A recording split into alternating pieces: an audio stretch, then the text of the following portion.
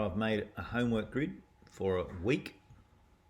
I've got some activities that they need to do each day, and they can choose some activities, and it has to make up to 12 points.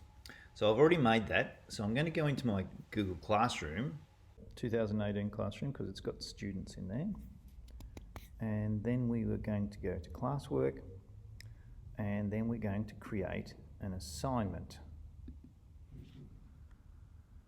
The biggest, most important thing is when you add from your Google Drive and you're finding that homework grid, it goes to recent first. That's why I always visit it.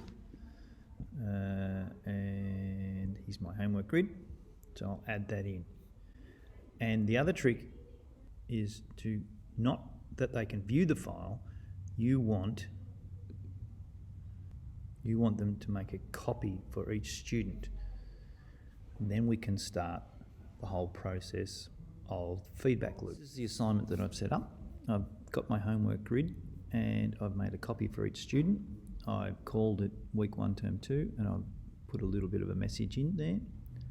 I've said it's unmarked and date, and I've called it COVID-19 term 2, just for a topic, so each week. So I'm going to assign that. So when it assigns it, it makes a copy of that homework grid for each student, which I asked for down here.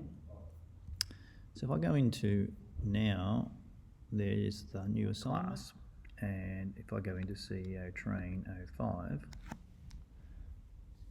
I am now looking at their work. Now they might be on it live, or you're looking at it later, but here you're able to say, they might have highlighted this. You might be able to say,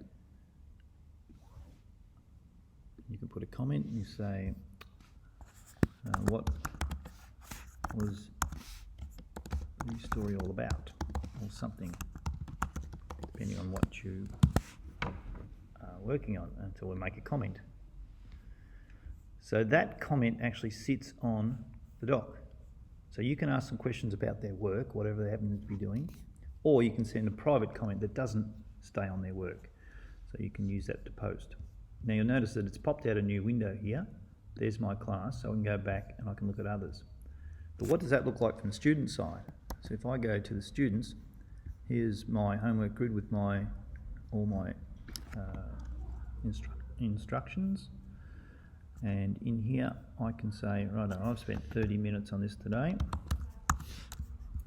And if I scroll down, oh, something's highlighted here. If I click on that, they can see what the question was that the teacher asked. So this is what we're talking about with the feedback loop. We want this to be an ongoing loop.